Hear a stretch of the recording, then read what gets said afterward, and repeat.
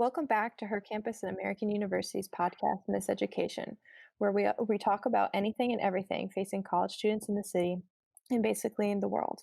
Despite all the craziness 2020 has brought us, we're excited and ready to get back into this podcast, and we hope you all enjoy it too. Today on mic, we have myself, Allie. My pronouns are she, her, hers. I'm a senior at American University. I'm majoring in journalism with a minor in legal studies, and I'm the outreach director at Her Campus.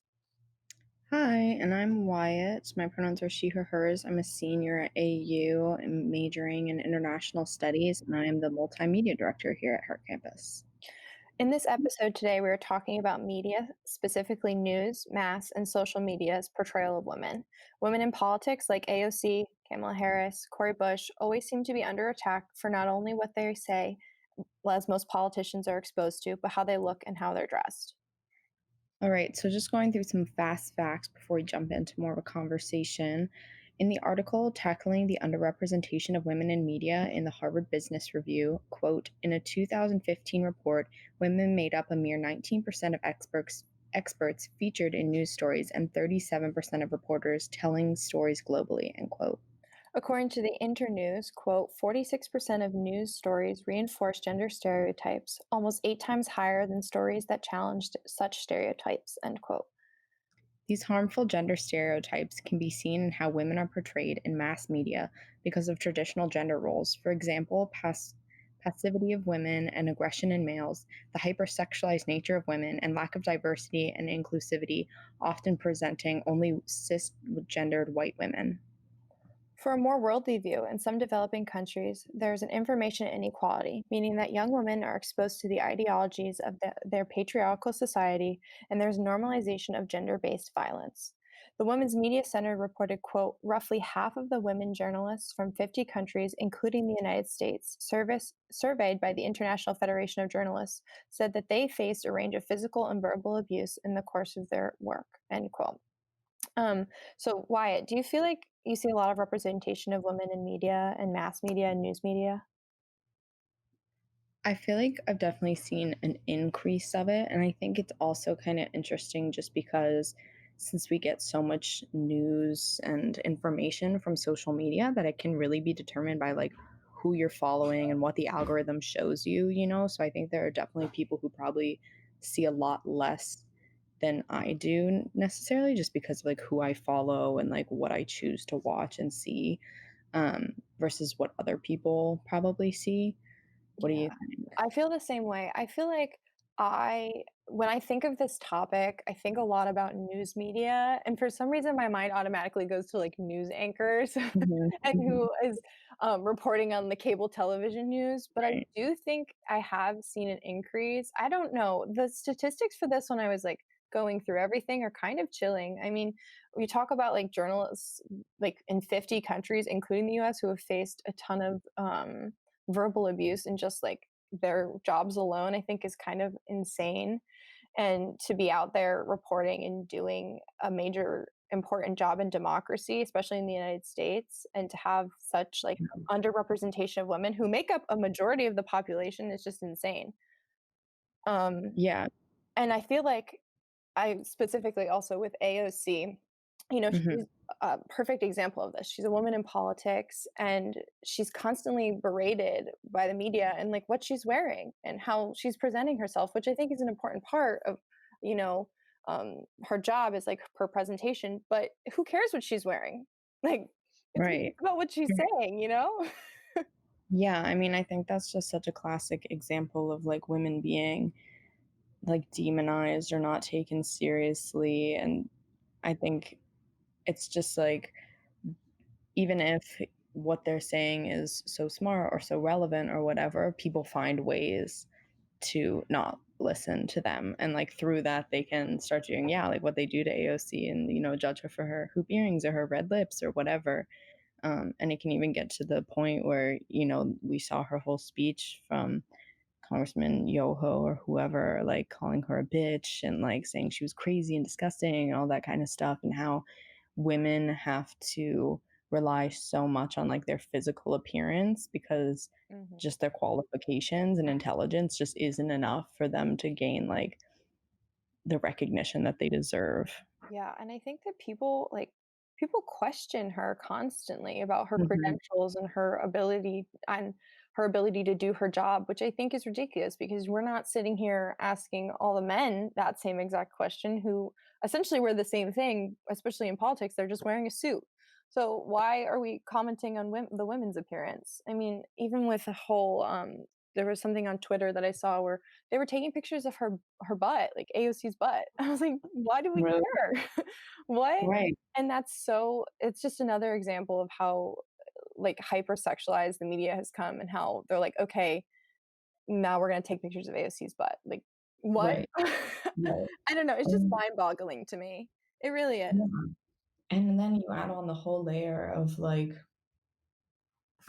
the race component to it and, like, women of color who are in politics or who are in news and how much more they have to fight for recognition and, like, to be taken seriously, Mhm. and it's a whole other situation too on top of it all. Yeah, like Cory Bush, she's featured in the documentary with AOC, Knock the House Down, and she Mhm. posted on Twitter again about people make comments about her hips.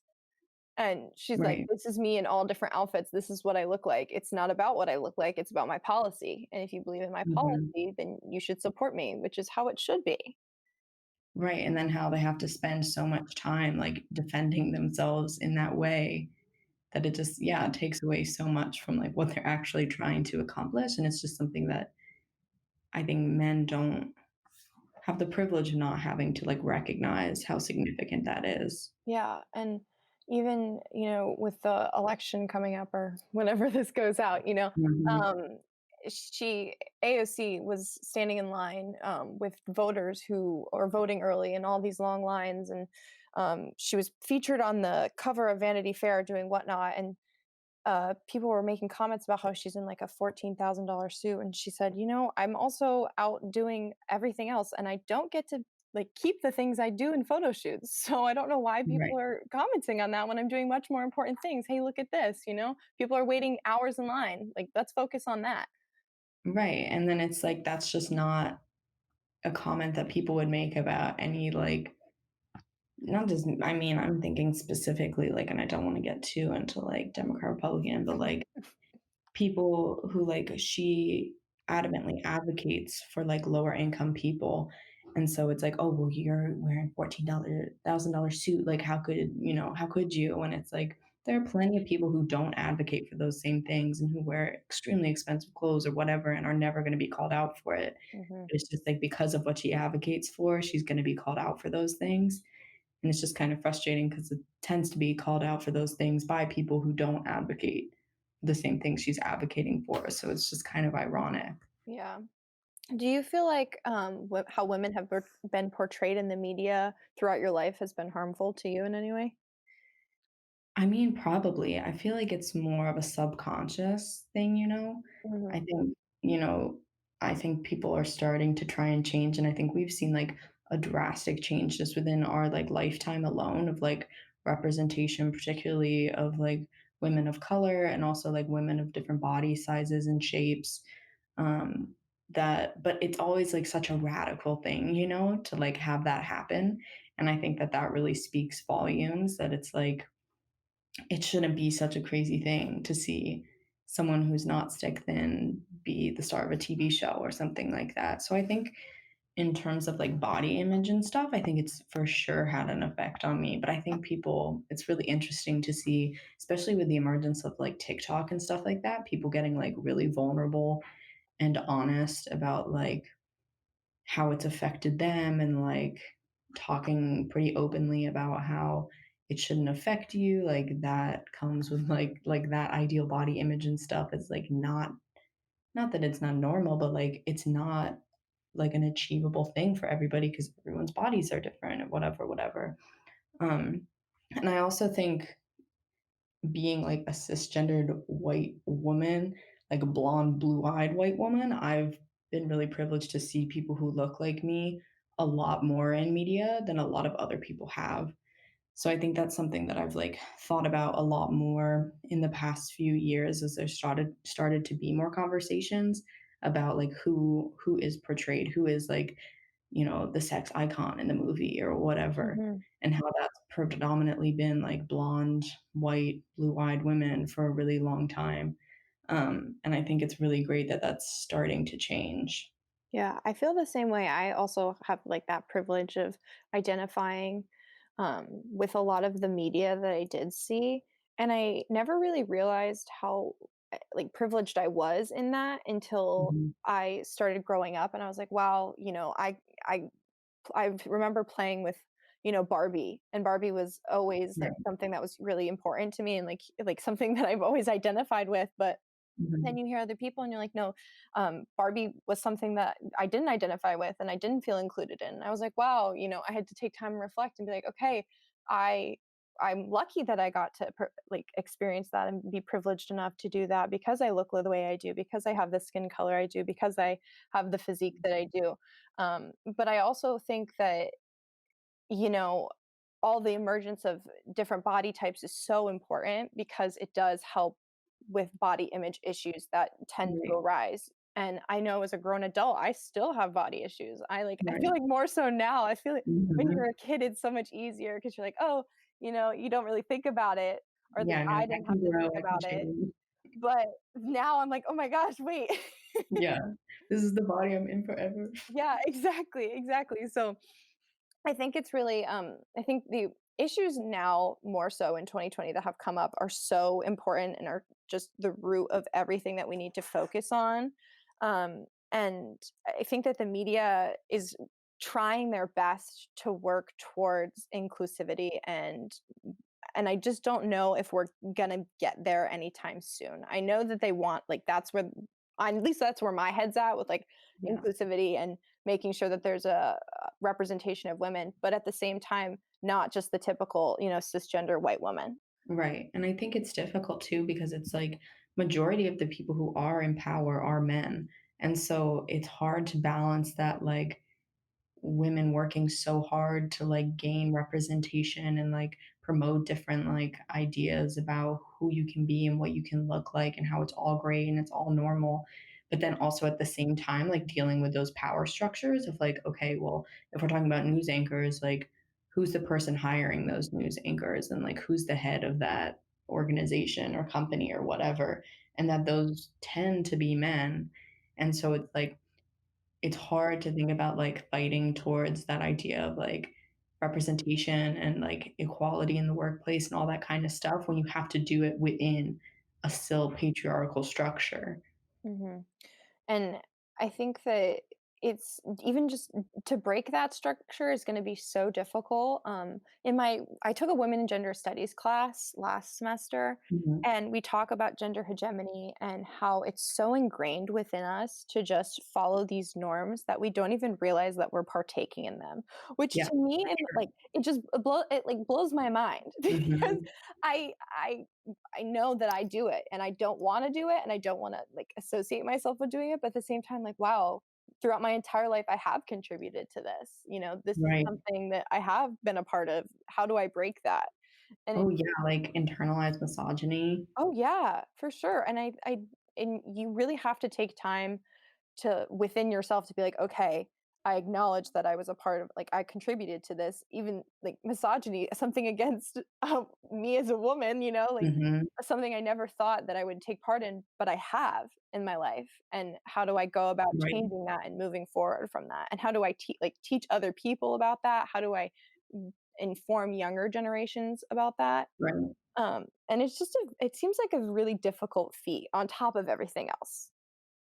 Right, and I think there's so many little things too, like, my sister sent me this article one time that was talking about, like, things women you don't even notice that you say, but you need to, like, work on, stop saying them, and one of the biggest ones was, like, just apologizing all the time and also asking, like, after you say something, like, "Oh, did that make sense?"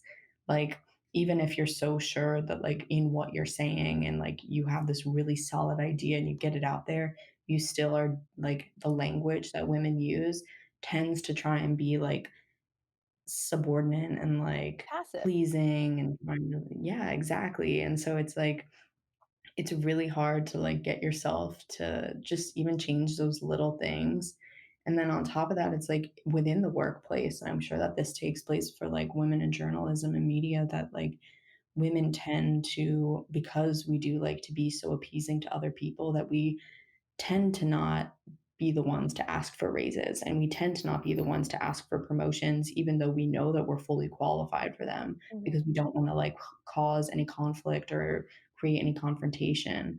And so it's just so difficult because it's like the structures like literally are holding us back because of how they're built, but at the same time it's like our own behavior because of that like ingrained internalized misogyny. So it's like everything is kind of working against Mhm. women in a way, and I think it's something that people don't fully understand if you're not a woman, or like a woman, like female presenting, that it's just like there are things that you just grow up with, even if you're like such a feminist and like like I think of myself as like so empowered and such a Yeah. feminist, and then I say sorry all the time, like when I just don't need to, and it's just little things that are so difficult to like not do anymore.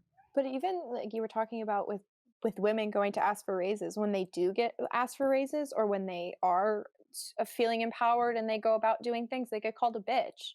And they're Right. made to look like the bad guy and made to look like they're demonized in a way, which is so Mhm. ridiculous to me because they're taking the power that should have been theirs to begin with.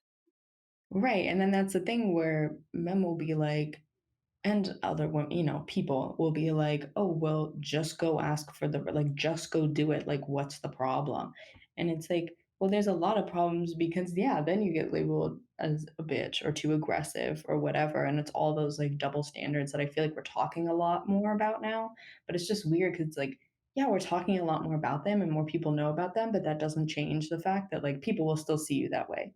Like you can be in the workplace and go ask for a raise and someone calls you a bitch and you can be like, hey, that's internalized misogyny. Like, and they'll be like, okay, but you're still a bitch. Like, it's just confusing because it's like, it's hard when it's like we're bringing this stuff up and we're having these conversations, but that doesn't, like, you have to do a complete, like, societal mind shift change, whatever, and that's like really, really difficult to do.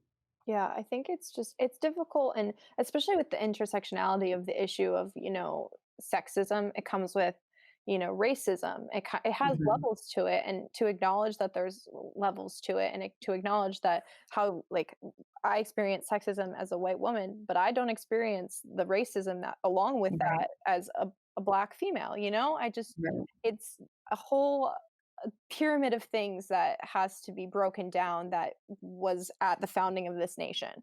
And right. not even that, just in the world in general.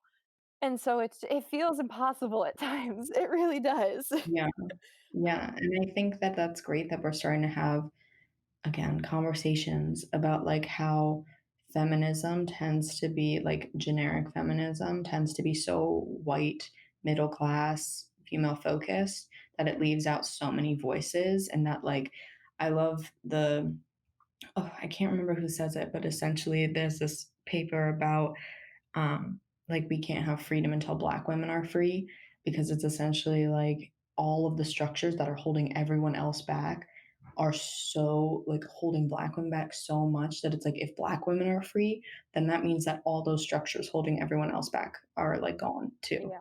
And so I think that that's such an interest, like an important thing to talk about when we're talking about all of this. Yeah. Um, do you feel like Instagram has become a platform where people are able to talk about that and really express that? Because I feel like for me, Instagram, because of who I follow, it has Mhm. taught me to acknowledge all these like different ingrained things that we're talking about, but also at the same time, it's reinforced a lot of like the insecurities I've felt as a woman, and I'm like, "Okay, it's good, but it's like a necessary evil type situation." Do you feel the same way? Yeah, for sure. I mean, I think we've seen so much more activism on Instagram since like in the past few months, essentially, with like Black Lives Matter and everything like that. And that's been really great. But at the same time, yeah, I totally understand what you're saying, that it's like, yeah, but you still see like Instagram influencers who are, they're hustling, they're doing their thing, and like don't knock them for it. But at the same time, like it can be a really damaging thing to a lot of people. And I also think it's like we get into like echo chambers, you know, within media and within who we follow, and like who I follow is totally different from someone else with completely different like political views than myself. And so it's like we're just fed the information that we want to hear. And I think that that can be kind of damaging because it just doesn't let you engage with any other conversations that are happening. And I also think it's pretty interesting, this whole idea of like virtue signaling for particularly for white people, and how people are starting to get to the point where it's like, okay, like an Instagram post is not enough. Like just because you know, post a Black Lives Matter or post or something about like women's rights, whatever, like that's not enough. And probably most of the people who follow you have the same mindset as you. So like, what is that really even doing? And I don't know. Like, do you think that that's true? Like, I've kind of had a debate with myself about like, yeah, I guess so, but also you don't know what that person is doing outside of that Instagram post. Is it worth like calling them out like that? I don't know. And then as a white person, you know, are you really the one to call people out for that kind of thing? Like, Mm. I think I that don't know. also I think for myself, the way something I've noticed as far as, like, voting, people are like, "Oh, go out and vote, go out and vote." Well, y are you going out and voting yourself, you Mhm. know? And I think that I also have that internal debate a lot because I'm like, "Okay, I'm seeing this. Are people going out and doing things? Are people donating? Are people, Right, um, really taking action in the cause that they care about, or are they just doing it to be a part of the conversation?" And right. that is something that, with social media, that's what's happened, Before I think before social media, it was a lot easier to be like, "I'm involved in this," "I'm donating to this," whereas now it's like, "Oh, look at me," like, the attention's on me kind of thing, and Yeah. that's not what it's about. It's about taking action, it's about taking course, it's about and Mhm. my mom always tells me, she's like, "It starts at grassroots." So and so she's like, "You have to be involved." Um, but yeah, they're totally Instagram is totally an echo chamber.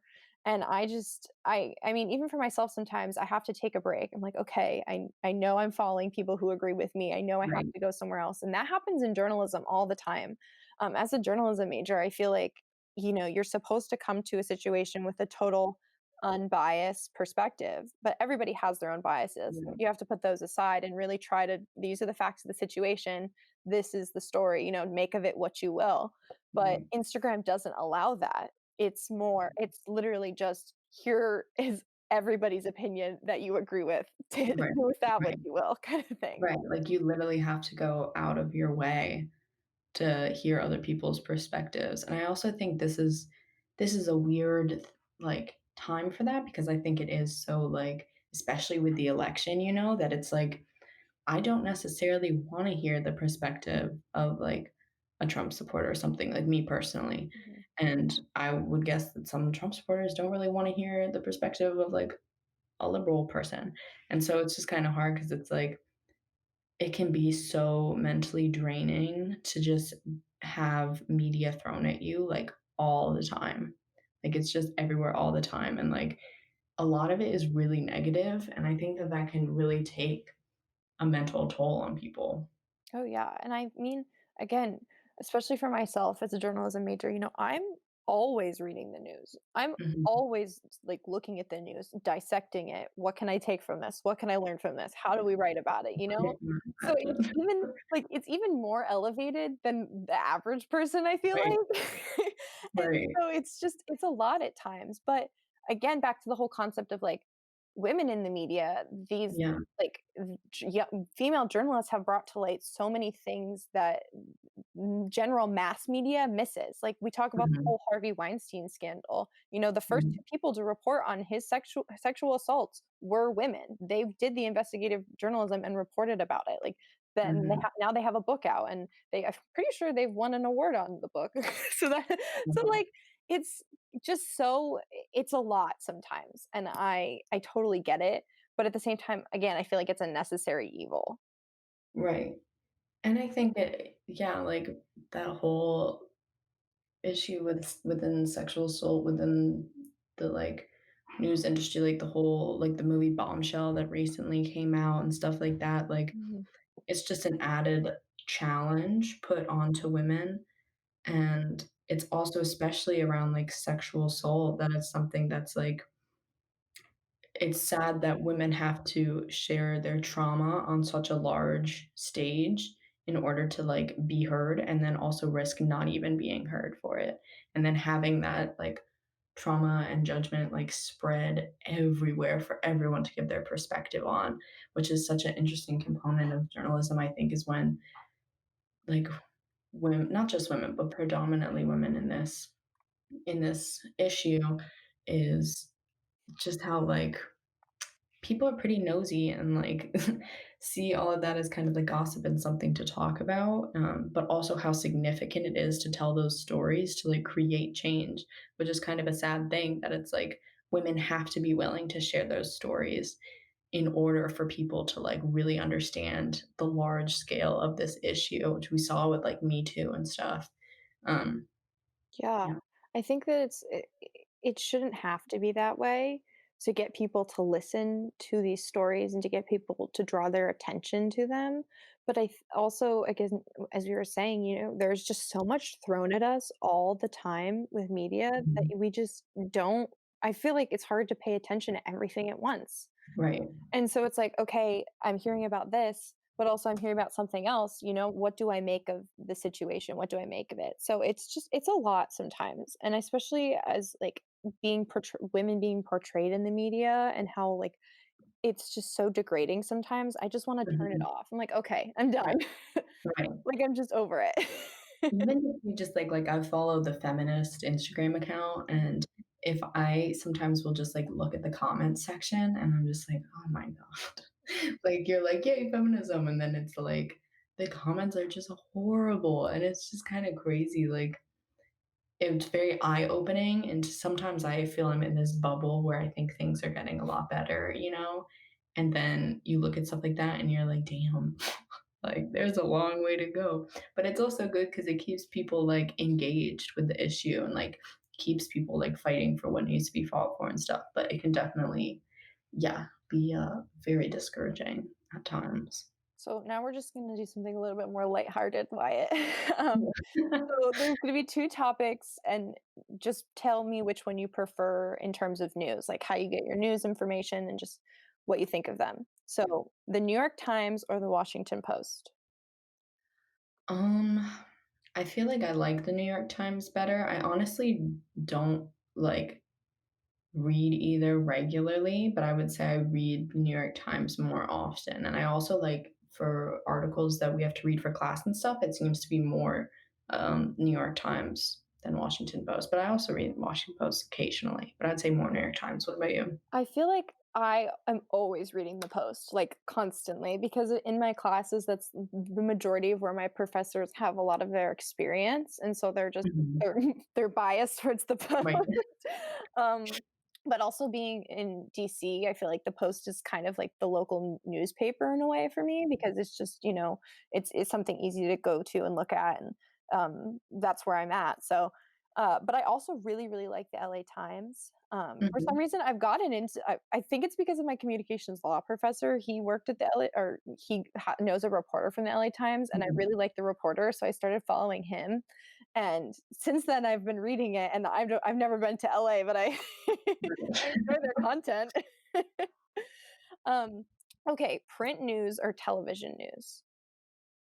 Um, I feel like I probably, if I'm engaging with the news, it's more print than it is television. I really only watch like news on TV when it's like the debates or something like that. That's pretty much it. Otherwise, I'm usually just like reading it on my phone, essentially. Mhm. I think that's the same for me, like, I'm it's always on my phone or on my laptop, but, television news, I feel like should be making a comeback. For some reason, I not many people watch cable, but a lot of these, I know Hulu has this thing called Newsy. It might not be through Hulu, don't quote me on that.